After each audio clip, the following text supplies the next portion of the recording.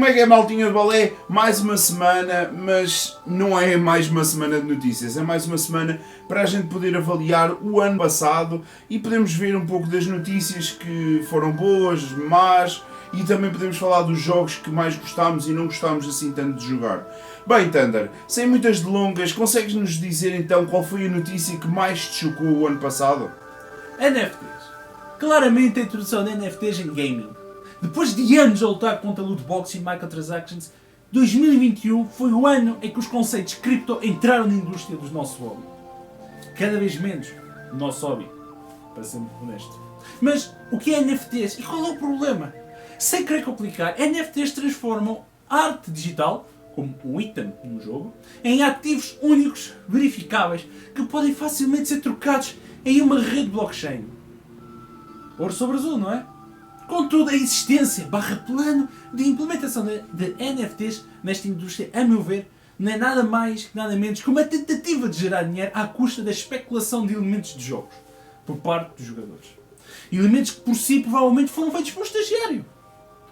Por exemplo, se algum grande streamer utilizar um simples objeto em um jogo como um martelo, esse martelo para a fanbase dele será bastante valioso, aumentando o seu próprio valor a cada venda que fizer. Só porque o número de série desse mesmo objeto vai estar agregado a esse grande streamer para sempre. Até mesmo depois do fecho do jogo. E quando o streamer provavelmente já estará a jogar outro. Claro, com o estúdio ou o detentor de direitos de autor desse mesmo objeto receber uma porcentagem de cada transação. Se o objeto for vendido originalmente por 20€, ali o Canalais ganha 1€. Mas se alguém vender esse objeto daqui a 10 anos por 2000€, este gajo ganha 200€, sem fazer nada. E tu, Sr. Canalais, já agora, qual foi o videojogo que mais te desiludiu este ano? Bem, Thunder, tenho que admitir que Yoshi Crafted World, apesar de não ter sido lançado este ano, foi um dos jogos que eu joguei este ano. E foi uma desilusão porquê? Porque eu joguei a demo e adorei a demo do jogo, mas mal sabia eu que aquilo que a demo tinha era basicamente o que o jogo tinha para me oferecer durante 20 horas. Estamos a falar que existem muitos elementos de repetição a nível de missões dadas, o que acaba por saturar o jogador e o jogador querer saltar para outros níveis e nem sequer se quer preocupar com essas missões secundárias. E também todas as mecânicas que eles tentam introduzir novas não são nada de especial. Isso faz com que seja isto um dos jogos que mais me desiludiu em 2021. No entanto, atenção, não é um jogo mau, mas também não é a masterpiece que eu pensava que ia jogar. Bem, Thunder, e tu, para alegrar agora um bocadinho o ambiente, queres nos dizer então qual foi uma das tuas melhores experiências do ano passado? O jogo que mais gosto me deu de jogar em 2021 foi aquele jogo que me fez comprar todos os DLCs pela primeira vez em 7 anos. E claro que eu estou a falar de Marvel Spider-Man para a PlayStation 4. Este jogo para mim foi simplesmente perfeito. Desde as mecânicas de andar pelas ruas com as teias, prédio a prédio, o combate, a história, para mim virou completamente o jogo para voltar no futuro e eu espero que seja no futuro próximo. O único lado mau que eu reparei é que o jogo na minha PlayStation 4 Slim tinha um bocadinho de popping. Algo que o PC Gamer em mim não admite, mas por alguma razão para este jogo, o PC Gamer tolerou. E também foi porreiro ver o Stan Lee a fazer o cameo que tão bem nos habituou. Recomendo. Passa a ti, Sr. Marco! É a tua vez de nos dar uma boa experiência. Bem, eu julgo que normalmente eu não digo que existem jogos perfeitos, mas acho que existem jogos muito perto da perfeição. E o jogo que eu vou falar a seguir é sem dúvida Metroid Dread, que para quem é fã de Metroidvanias, por favor, deem uma oportunidade a este jogo porque não se vão arrepender. Desde level design, áudio, boss fights, só a narrativa, mas lá está, a narrativa de Metroid nunca foi aquela explosão de acontecimentos, no entanto a narrativa não é má, até é bastante interessante. Mas tirando isso, tudo o resto podem dizer que é simplesmente uau! Um prato cheio para quem gosta deste género de jogos. Bem, Thunder, e qual é que foi a notícia positiva que mais te saltou à vista no ano passado? Claramente, o anúncio da Steam Deck. Seguida desilusão do adiamento do seu lançamento. Mas eu consegui a minha reserva para Q2 deste ano. However, a possibilidade de jogar os meus jogos de PC, sendo eles da Steam ou não, dava motivação para deixar o PC no quarto, ao escritório, para ir jogar para a sala. Se a minha senhora não me expulsar. Tu querias boas notícias, não é? Bem, o bom disto tudo, pessoal, é que eu vou ter acesso a algo parecido com a Switch, finalmente. Que dá para jogar jogos na Switch. Olha, qual é a tua boa notícia? Entra, deixa-me ver o teu Metroid Dread.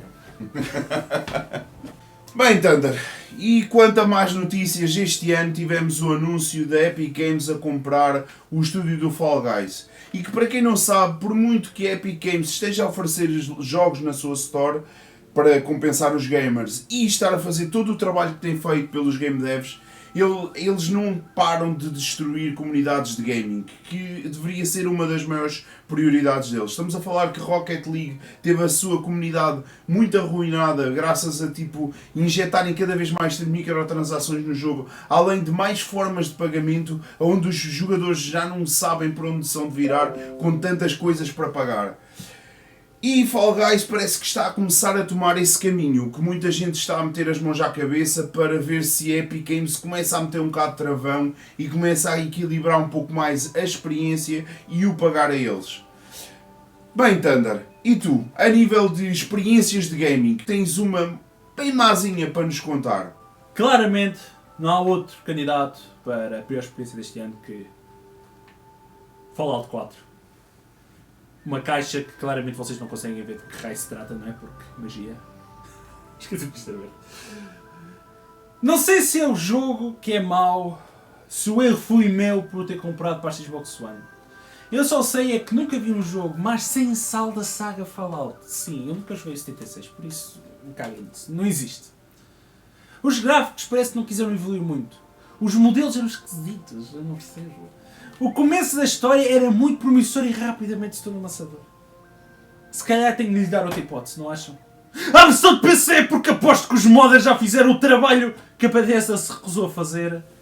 E, ei, pelo menos comprei aquela cópia usada por 4€. Ou 5, já nem me lembro.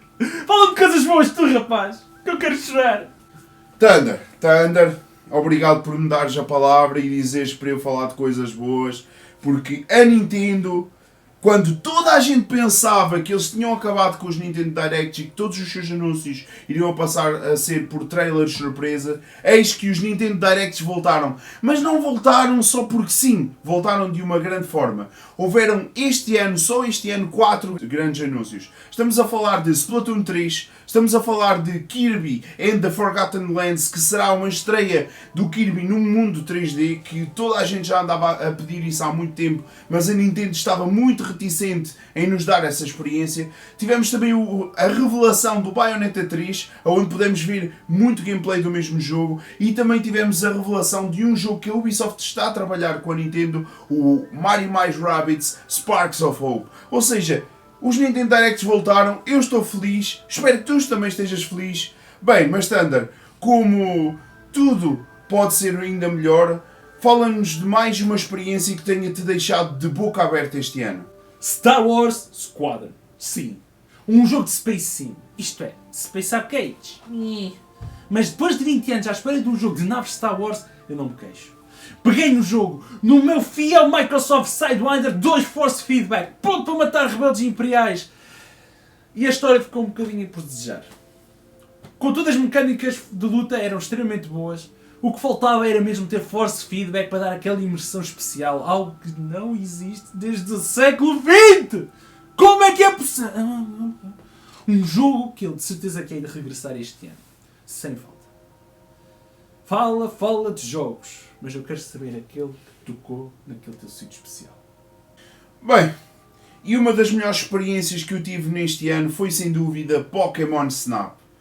É um jogo simplesmente brilhante no sentido nostálgico, porque ninguém esperava que New Pokémon Snap fosse aparecer, ou seja, a sequela de um jogo de Nintendo 64 que era muito amado, mas que a Nintendo e a Pokémon Company pareciam não ter muita fé nesta franchise. Mas felizmente que tiveram, porque tivemos direito a esta pérola este ano. Não que este jogo seja perfeito, não me interpretem mal. É um jogo bom, que tem muita substância nostálgica.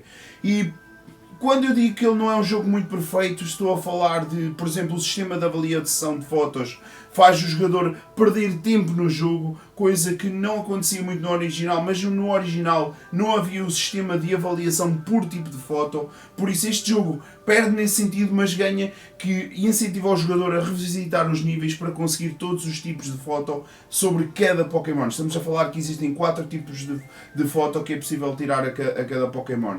Estamos a falar também que o jogo tem o dobro dos níveis do original. Estamos a falar de o original tem 7, este tem 14 níveis, fora que cada nível tem várias fases, ou seja, é possível jogar, por exemplo, no modo diurno e também no modo noturno e também no misterioso modo Illumina do nível. Por isso podem ter a certeza que é uma experiência extremamente completa. E Thunder, acho que tu, para quem és fã do Pokémon Snap da Nintendo 64, tens de dar uma oportunidade a este. Bem, Thunder, e para concluir, fala-me mais uma daquelas experiências que tu não queres voltar lá. Tu que me deste Knights of the Old Republic 2, desiludiste-me, mas eu não desisto e hei de voltar, eu prometo. O jogo parecia ser algo mais do que uma experiência. Ou se calhar eu não dei tempo suficiente para que devia ter dado. O UI era tão pequeno. Talvez a culpa era minha, que eu tinha uma televisão HD de 32 polegadas. Plebe, I guess. Não sei. A culpa é minha. Eu é que estive mal neste negócio. Não é quem fez o jogo que pensou que existe alguém com uma televisão tão merdosa como a minha. Pip. Eu vou pegar neste jogo outra vez, mas desta vez ligado a um monitor de 1080. E vamos ver o que vales. E eu garanto, a gente vê-se no próximo ano. Que não é isso. Falta-te uma notícia, não falta?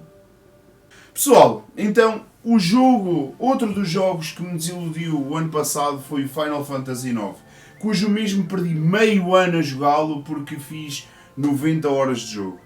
90? Oh yeah. Estás a falar sério? Agora fizeste 90? Yes. I did. Foi muita horinha de jogo e para quem trabalha, estuda e faz tudo e mais alguma coisa. No caso eu na altura estudava, mas agora não estou a estudar. Mas pronto, conseguem compreender a minha aflição.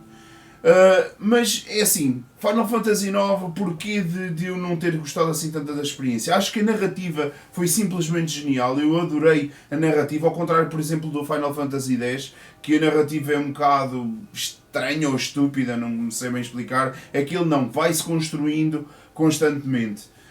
É um jogo que mecanicamente tem muitas falhas, ou não é falhas, mecanicamente é desinteressante. Estamos a falar que levelar naquele jogo não tem incentivo nenhum, além de aumentar a vida e criar slots para habilidades passivas do jogador, o que acaba por tornar o jogo extremamente desinteressante e tudo aquilo que evolui o jogador é basicamente o equipamento. E isso, pronto, acaba por tornar a experiência de um RPG muito inferior àquilo que ela verdadeiramente poderia ser. Bem pessoal, espero que vocês tenham gostado deste ano em análise. Conseguimos ter aqui um bocadinho de tudo, desde falar das nossas experiências em gaming, a falarmos também daquilo que nós acreditamos que foi as melhores e piores experiências, como as notícias e afins. Pessoal, para a semana viremos com mais uma semana de notícias. Se eu não falhar como falhei do ano novo e a tu...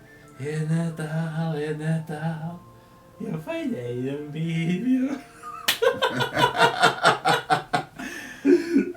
E pronto, e quanto ao top de Metroid, não ficou esquecido, vou tentar ainda lançá-lo esta semana, mas não tenho já certeza. Mas prometo que na segunda-feira vou gravar o top de Metroid. E a atualização do top pesado? Pois, essa só quando sair a nova sequela de Breath of the Wild. Ok? Bem pessoal, então despedimos-nos para até à semana, nós os dois e eu se calhar esta semana ou no início da semana que vem. Vá pessoal! Ordem-se bem.